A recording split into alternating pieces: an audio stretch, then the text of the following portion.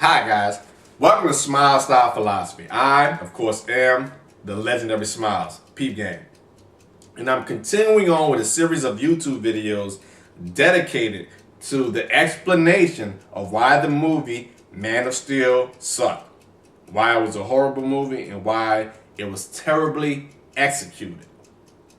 Okay, in my previous video, I explained that it was a poor decision to have the movie in such a way where it chronologically jumped from one scene to the next. Mind you, I'm aware that that's what happened in Batman Begins. There were certain scenes in Batman Begins that had you time jumping to different parts of Bruce Wayne's life, but somehow they still managed to reintroduce us to Bruce Wayne. Somehow they still managed to get us involved into the character. Although there was some chronological jumping, it was well done. That wasn't the case in the Man of Steel. In the case of Man of Steel, the chronological jumping didn't get us established into any scene, and it didn't get us involved or attracted or develop a relationship with any of the characters or the scenarios. Okay? Speaking of which, here's a couple things that bother me. It's a bit off the cuff. It just dawned on me. Now, I explained to you as soon as we see Kal'El for the first time on Earth, it was a major chronological jump to where he was a grown man. We missed his entire childhood. It jumped straight into his adulthood. Coincidentally, 33 years, Earth years into his adulthood. We find him on a crabbing boat in the middle of the ocean. So the audience has to assume that he has a job as a crabber. Okay? I get that. Now, like I said, just like in Batman Begins where they first showed Bruce Wayne in a Chinese prison, it draws you in because now you're trying to figure out, why is Bruce Wayne in a Chinese prison? That's not what I remember from the Batman story. That was a good draw to pull you in. Same thing with the Man of Steel. The first time you see Kal'El, he's on a crabbing boat. I guess in the middle of the Alaskan Pacific Ocean, around that area. I'm not sure where, they didn't really establish that. But now it's up to us to try to figure out, why is Kal'El on a crabbing boat? What is he doing? How did he get there? That was a good draw, a good pull. Aside from all of a sudden he's an adult. So I'm thinking it's going to take the path that Batman Begins take and bring you through the journey of how we got there. But the first time we get a spotlight on Kal'El, mind you, that we're supposed to establish ourselves that that's Kal'El, there's something special about him. That's what we're supposed to assess as soon as we see him. We're supposed to automatically know that's a Kryptonian. He's special. He's not like everybody else on this boat, right? But they messed it up with the first spotlight on Kal'El. The first time we see Kal'El as a grown man, he gets knocked off his feet by a regular human being. Completely negating the fact that this guy is supposed to be a man of steel, and a regular human or Earth human attempt to push him, he wouldn't budge. Okay? The first time we see Kal'El, he's under, I guess, a crabbing cage. I don't know the name of it. And it's about to fall on him. I'm assuming the captain of the ship sees that the cage is about to fall on Kal'El, but Kal'El is distracted by something. I'm guessing he's using the super hearing to hear about the exploding oil rig. So the captain doesn't understand what's going on. He sees the cage about to fall, and he runs and he pushes Kal'El out the way, knocking him off of his feet. So our first view of this powerful Kryptonian is him getting pushed to the side by a human. That's our first view of him. Now, I know what the nerds are going to say. I know what the fanboy nerds are going to say. They're going to say, well, yeah, throughout Clark Kent's life, he had to develop certain skills to blend in. Being nudged, being pushed, or having his toe stomped were all a part of that. There are times in Clark Kent's life growing up that if he bumped into somebody's shoulder, he had to play it off as if he got bumped. If he stubbed his toe on a desk, he had to act like he got hurt. If somebody accidentally stepped on his foot, he had to act like, hey, you stepped on my foot.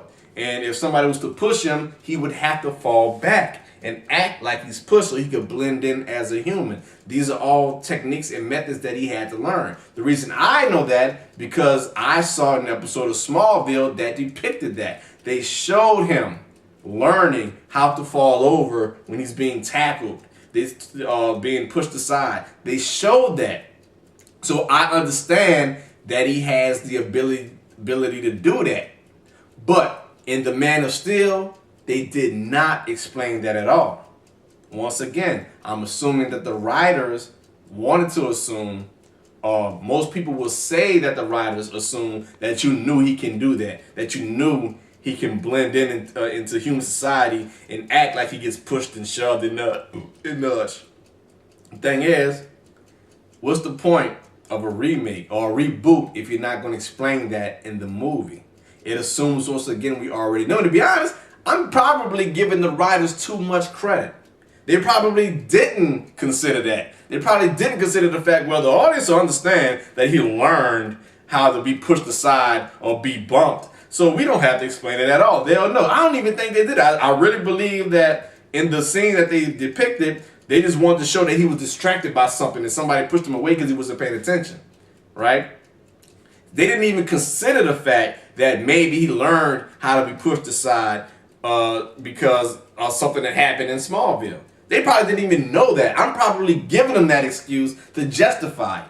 Because I know the nerds, that's what they're doing. But the point is, the movie should have explained that to us. It's a reboot. It's not up to us to piece that together. It's up to them to depict it. It would have been a good part of his journey. So the fact that our first scene of this special Kryptonian is of him getting pushed to the side by a human, that destroyed everything right there. That's our first view of him. Boom, on the floor of the ship.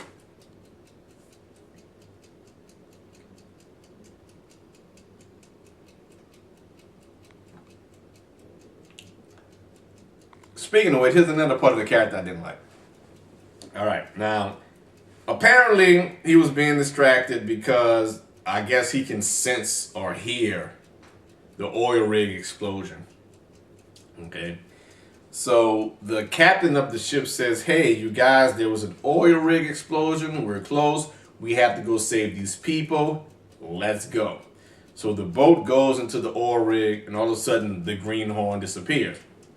Now we see Kal'El utilizing some of his superpowers that he's aware of to save as many people as possible from the oil rig explosion. Of course, he's invulnerable to fire, and he's pretty strong.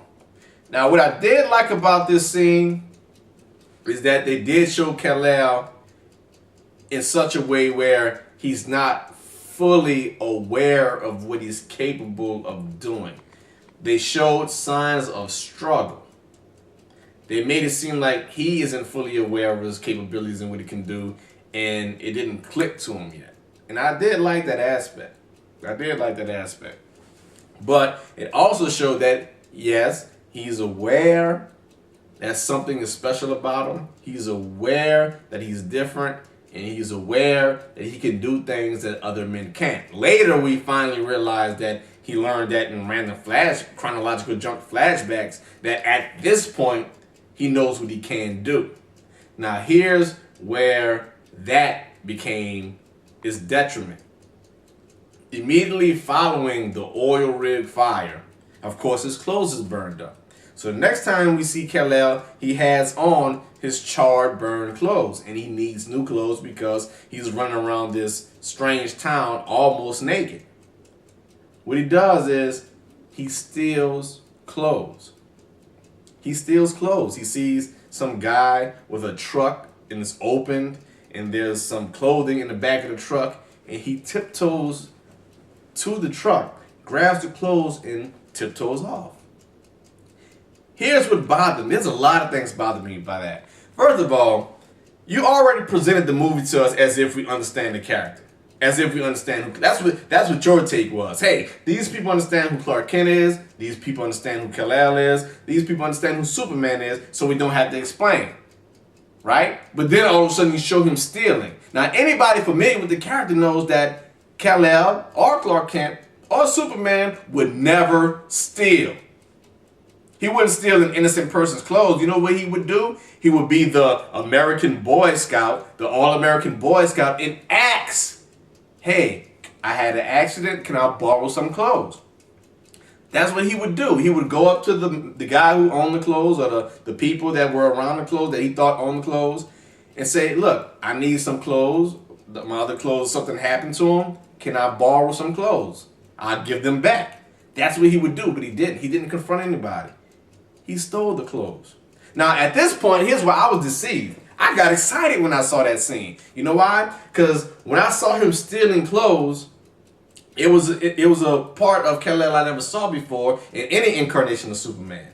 And then I harkened back to the original trailer where they showed a scene of Clark saving some kids from the bus, and he had a talk with the Kevin Costner father figure character, and the younger Clark asks, was I supposed to let him die? And the trailer showed Jonathan Kent saying, well, maybe. And I thought that was a beautiful aspect. I'm thinking, wait, they're about to twist the mythology. Maybe they're about to show an upbringing of Kal-El where Jonathan Kent isn't really the best father. Maybe Jonathan Kent was the average American flawed father that probably at some times gave Kal-El or Clark some bad advice, and he listened to him. Maybe this Jonathan Kent told Clark to be selfish, or maybe he said you have to look out for yourself. Maybe this Jonathan Kent didn't explain to him, hey, you have to be an all-around good guy. Maybe he raised Jonathan Kent as the average American dad raising his own son. Look, it's a harsh world out here. You have to do what you have to do to survive. On that level. So that means that at some point, Kal-El is going to learn for himself how to be a Superman. He's going to learn his own morals. He's going to have to defy his father's teachings and become his own man. Like, wow, my daddy taught me that I have to look out for myself to survive, but now that I realize I have these powers, and now I have great responsibility, so I have to be a little bit better than my father. That's what I thought they were going to do. Because wait, they showed him stealing, and they showed his dad talking about letting people die. That means he didn't have a good father or a good earth father, so now he has to learn that for himself. What happened? Nothing. Once again, I gave the writers too much credit. I gave them too much. They didn't take that direction at all. They just showed Kal-El stealing for no apparent reason when he could have just asked for the clothes. I'm quite sure the people were nice enough to give it to him. Well, based on the type of people that they look like, I'm being stereotypical here and I'm profiling, but they look like they would have been like, sure, here, have the clothes. That was 15 minutes? God damn. Shit, I guess I'll continue on in my next video. I'm one step away. Hold on.